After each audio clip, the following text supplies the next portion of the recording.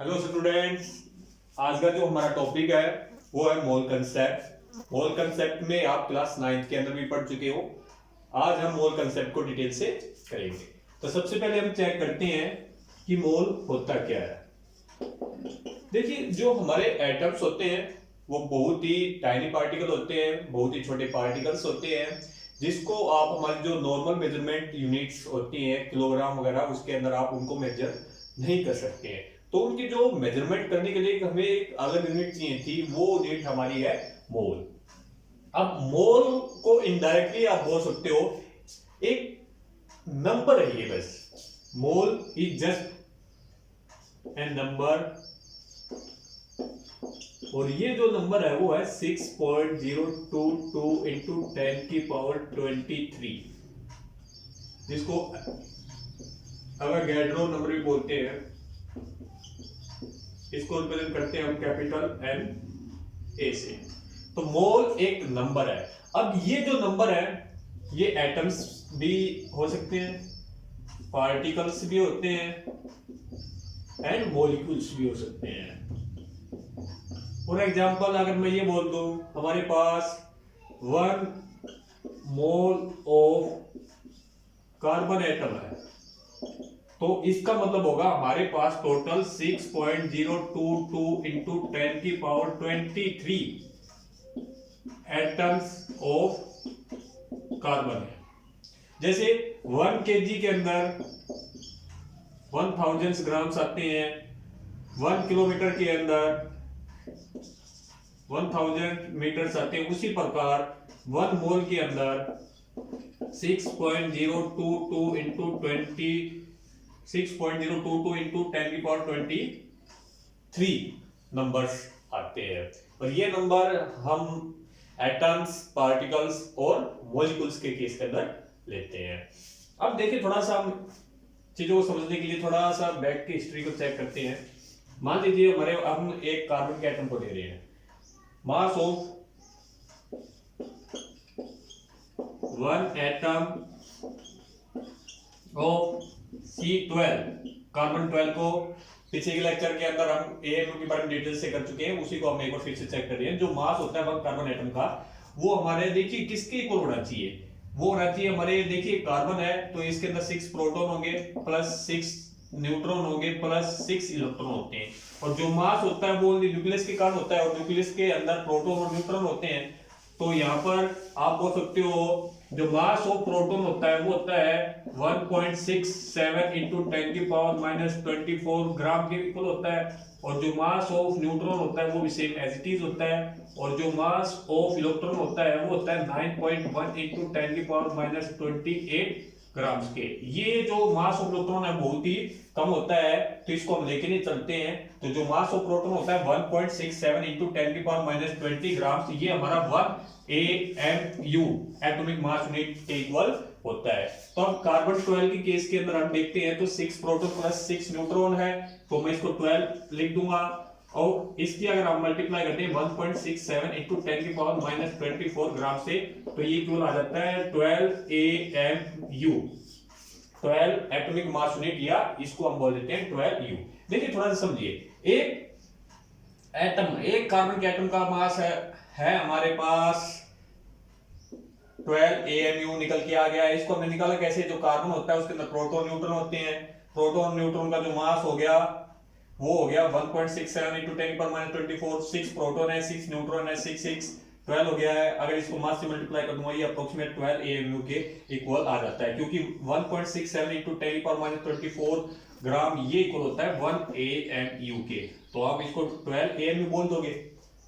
Same उसी प्रकार अगर हम इसको अब मोल्स के अंदर कन्वर्ट करें, अब देखिए मोल, 1 मोल ऑफ कार्बन एटम, तो क्या करते हैं हम, जो हमारा एटॉमिक मास यूनिट होती है अगर हम उसको एवोगाड्रो नंबर से मल्टीप्लाई कर दें तो वो हमारे निकल के आ जाते हैं मोल्स। तो इसको नॉर्मली हम लिख देते हैं 12 इंटू 1.67 इंटू 10 की पावर -24 इंटू, ये ग्राम्स के अंदर है, इंटू 6.022 इंटू 10 की पावर 23। अगर आप इसको मल्टीप्लाई करोगे और इसको सोल्व करोगे तो ये 12 के इक्वल आ जाएगा, यूनिट हो जाएगी यहाँ पर ग्राम। तो ये होता है 1 मोल ऑफ कार्बन एटम के अंदर आगे हमारे 12 ग्राम। उसी प्रकार अगर आप ऑक्सीजन के एटम को चेक करेंगे 1 मोल ऑफ ऑक्सीजन एटम वो इक्वल आ जाएगा। देखिए ऑक्सीजन का जो एटॉमिक मास होता है वो हो गया हमारा 16 हो गया है। इसको मल्टीप्लाई कर देंगे 1 पर, क्योंकि ऑक्सीजन के अंदर 8 प्रोटॉन और 8 न्यूट्रॉन होते हैं, तो टोटल 16 हो गए हैं। इसको मल्टीप्लाई कर देंगे मास ऑफ प्रोटॉन 1.67 इंटू 10 की पावर माइनस 24 हो गया है। और अगर आप इसको अवोगाड्रो नंबर से मल्टीप्लाई कर दोगे तो क्या आ जाएगा, हमारे मोल में आ जाएगा 6.022 इंटू 10 की पावर हम कर देंगे 23 से मल्टीप्लाई करोगे तो ये आ जाएगा 16 ग्राम। तो इनडायरेक्टली आप बोल सकते हो कि जो एटॉमिक मास यूनिट होती है हमारी, अगर आप उसको ग्राम के अंदर लिख देते हो, देखिए 12 U या 12 एटॉमिक मास यूनिट अगर आप उसको डायरेक्ट ग्राम्स के अंदर लिख देते हैं तो वो हमारे 1 मोल के केस के अंदर आ जाता है। फॉर एग्जांपल जैसे 1 मोल ऑफ सल्फर एटम का 32 ग्राम्स आ जाएगा। अगर ग्राम्स में लिख रहे हो तो वो हमारे मोल कंसेप्ट के केस के अंदर आ जाता है। इसको हम मोलर मास बोल देते हैं या ग्राम एटॉमिक मास बोलते हैं। जो हमने ग्राम्स में निकाल लिया एटॉमिक मास को, तो इसको आप बोलोगे मोलर मास या ग्राम एटॉमिक मास। तो ग्राम एटॉमिक मास हमारा क्या होता है कि जो एटॉमिक मास इन ग्राम्स के अंदर अगर एटॉमिक मास को ले रहे हो तो वो ग्राम एटॉमिक मास बोलते हैं। और ग्राम्स के अंदर हमने कैसे निकाला कि हमारे पास जो कार्बन एटम है टोटल इलेक्ट्रॉन और जो प्रोटॉन और न्यूट्रॉन टोटल 12 हो गए हैं। एक का मास होता है 1.67 इंटू 10 की पावर माइनस 24 ग्राम से स्क्वायर हो जाएगा। अगर आप इसको अवोगाड्रो नंबर से भी मल्टीप्लाई कर दोगे तो हमारे पास ये 12 ग्राम आ जाएगा। अब यहाँ पर आपको समझना है 12 AMU और 12 ग्राम के बीच का डिफरेंस क्या है। देखिए 12 AMU का मतलब ये ओनली 1 एटम का है, ओनली 1 एटम ऑफ कार्बन का है। और 12 ग्राम ये इन case of 1 mole of carbon atom. कल भी पिछले जो हमारे लेक्चर था उसमें भी हमने इसको डिटेल से बताया था कि 12 ग्राम है ये 1 मोल के केस के अंदर आ गया, 1 मोल ऑफ कार्बन एटम। और 12 AMU है ये 1 एटम ऑफ कार्बन के केस के अंदर आया है। तो हमारे पास मोल की 2 डेफिनेशन निकल के आ गई है। सबसे पहला जो मोल होता है उसके अंदर जो नंबर्स होते हैं 6.022 इंटू 10 की पावर 23 नंबर होते हैं, जिसको नंबर के केस के अंदर आप एटम्स, पार्टिकल्स एंड मॉलिक्यूल्स ले सकते हो। सेकंड डेफिनेशन इन ग्राम्स के केस के अंदर जो 1 मोल होता है तो उसका जो भी ग्राम एटॉमिक मास होता है वो इक्वल होता है 1 मोल के। अब हम देखिए आगे करते हैं इनको।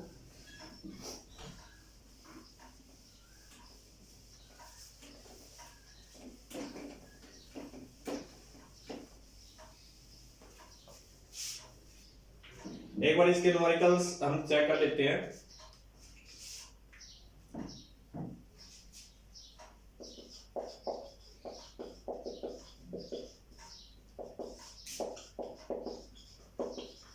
Find the number of moles in 64 gram of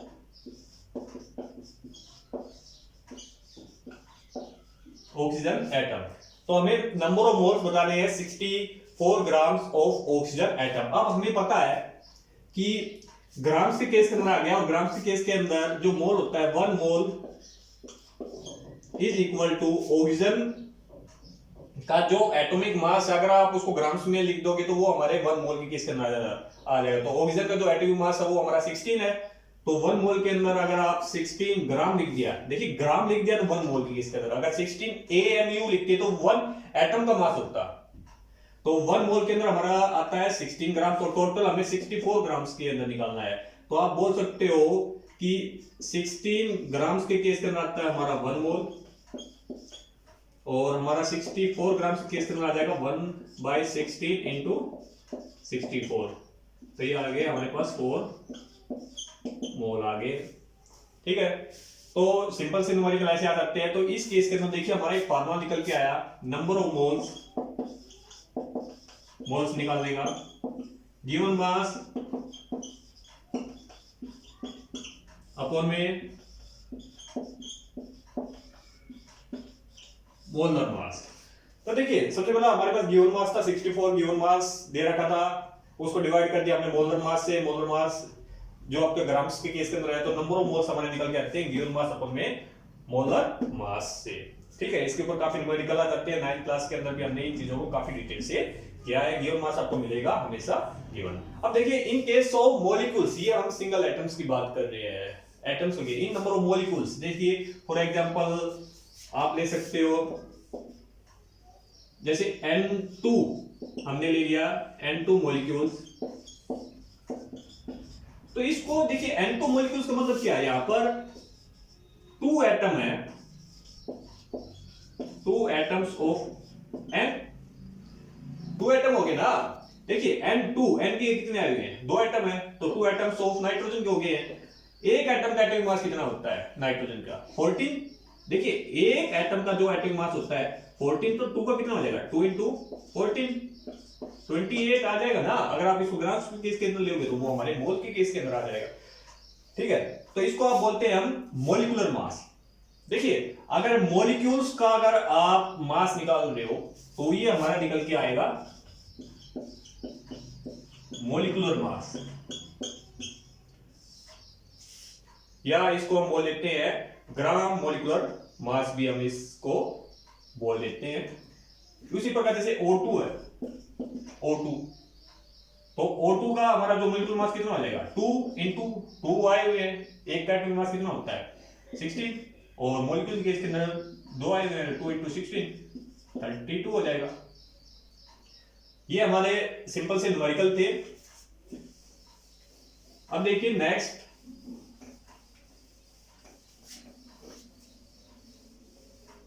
अभी तक हमारी 2 डेफिनेशन हो चुकी है मोल की।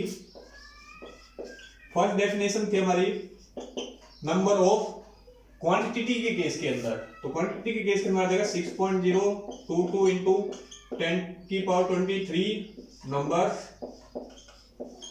ये क्वांटिटी के केस के अंदर आ गई है। और मास के केस के अंदर जो हमारी सेकंड यूनिट थी, सेकंड जो हमारी डेफिनेशन थी मास के केस के अंदर, जितना एटॉमिक मास होता है उतना ही नंबर ऑफ मोल्स की केस के अंदर आ जाते हैं। तो 1 मोल के अंदर जितना एलिमेंट का एटॉमिक मास होगा वही आ जाता है। अब देखिए हमारी थर्ड डेफिनेशन इस केस के अंदर आ जाएगी गैस के केस के अंदर। तो 1 मोल ऑफ एनी गैस, कोई भी गैस का अगर आप 1 मोल लेके चल रहे हो तो वो गैस स्टैंडर्ड STP के ऊपर, स्टैंडर्ड टेम्परेचर एंड प्रेशर के ऊपर जितनी वॉल्यूम ऑक्यूपाई कर रही है, और जो वॉल्यूम ऑक्यूपाई करेगी वो है 22.4 लीटर के आसपास। तो आप बोल सकते हो कि 1 मोल किसी भी गैस का इक्वल होता है normal standard temperature and pressure के ऊपर वो गैस जो वॉल्यूम ऑक्यूपाई कर रही है, जो वॉल्यूम ऑक्यूपाई करेगी वो गैस वो होती है 22.4 लीटर के आसपास। और एसटीपी का मतलब होता है यहां पर आप टेम्परेचर ले रहे हो 273 केल्विन एंड प्रेशर आप ले रहे हो 1 एटमॉस्फेरिक प्रेशर आप लेके चल रहे हो। तो जो वॉल्यूम होती है हमारी 22.4 लीटर, जैसे नंबर फिक्स हमारा 6.022 इंटू 10⁻23, उसी प्रकार हमारी जो वॉल्यूम है वो भी फिक्स है। 1 मोल गैस के केस के अंदर जो वॉल्यूम होती है वो होती है 22.4 लीटर। अगर इसको हम बोल देते हैं मोलर वॉल्यूम भी बोल देते हैं। जैसे हमारा फर्स्ट जो हमारा फॉर्मूला निकल के आया था नंबर ऑफ मोल्स,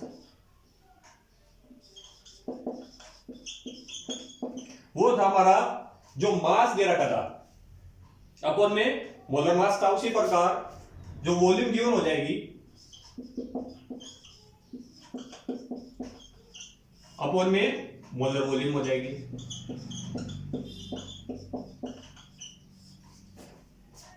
ये था हमारी third definition. In case of गैसी के केस के अंदर जो गैस होती है वो नॉर्मल जो हमारा स्टैंडर्ड टेम्परेचर एंड प्रेशर है उसके ऊपर 22.4 लीटर स्पेस को ऑक्यूपाई करती हैं। ये हमारी फिक्स है टर्म 22.4 लीटर। अब इसको हम मोलर वॉल्यूम भी बोल लेते हैं। नंबर ऑफ मोल्स निकल के आ जाएंगे हमारे गिवन वॉल्यूम, जो हमारे वॉल्यूम न्यूमेरिकल्स के अंदर गिवन मिलेगी अपन में मोलर वॉल्यूम, जो मोलर वॉल्यूम हमारा 20.4 लीटर। इसको हम नॉर्मल मिलीलीटर्स के अंदर कन्वर्ट कर सकते हैं एंड डेसीमीटर की केस में, और डेसीमीटर होगा हमारे सेमली डेसीमीटर क्यूब हो जाएगा, क्योंकि 1 डेसीमीटर इक्वल टू 1 लीटर होता है। 1 डेसीमीटर इक्वल टू 1 लीटर होता है। अब देखिए इसके आप न्यूमेरिकल करिए, जब तक आप प्रैक्टिस नहीं करेंगे तब तक चीजें इनकी समझ में नहीं आएगी। नेक्स्ट वीडियो के अंदर हम सॉल्यूशन को चेक करेंगे, सॉल्यूशन के ऊपर कुछ कंसंट्रेशन टर्म्स आती है उनको चेक करेंगे। Till then bye, thank you.